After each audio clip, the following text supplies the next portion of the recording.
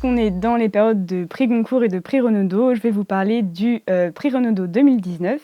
Et donc c'est La Panthère des Neiges de Sylvain Tesson. Donc Sylvain Tesson, c'est un écrivain voyageur qui écrit beaucoup de récits sur tous les endroits qu'il a découverts. Il fait beaucoup de voyages, on va dire, assez extrêmes. Enfin, il est parti vivre à côté d'un lac en Sibérie. Il a refait le chemin de la retraite de Russie en moto. Enfin, c'est que des trajets assez incroyables comme ça. Et donc le livre La Panthère des Neiges, en fait, il part au Tibet avec son ami Vincent Meunier et l'ami de Vincent Meunier qui s'appelle Marie. Et donc Vincent Meunier est reporter animalier et ils partent tous les trois à la recherche de la Panthère des Neiges, d'où le titre.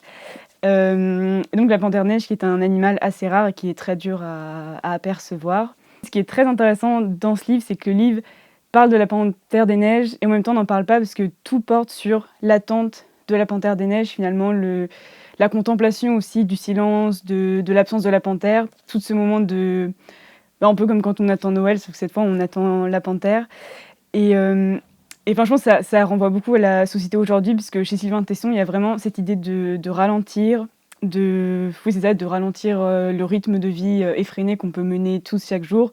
Donc c'est un livre qui est très parlant par rapport à ça, parce que lui, il invite vraiment une certaine contemplation, à une attente de la nature, au fait que bon, voilà, la panthère, elle vient pas, mais c'est pas grave, on a contemplé, on a vécu pleinement l'attente de la panthère, le monde qui se réveille petit à petit, le monde qui s'endort, les éléments du soleil qui se lève, du soleil qui se couche.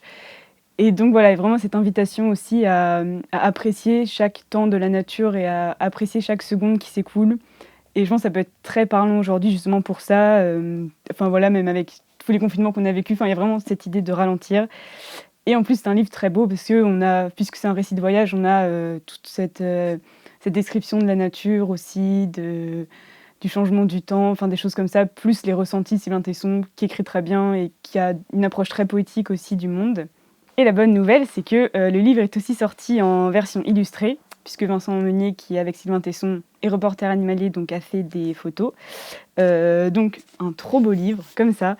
Et donc vous avez à la fois le récit de Sylvain Tesson et à la fois des photos des animaux qu'ils ont vus, de la panthère peut-être, faut ouvrir pour voir, et voilà, de toute la nature qu'ils ont observée. Donc ça ou ça, je conseille fortement.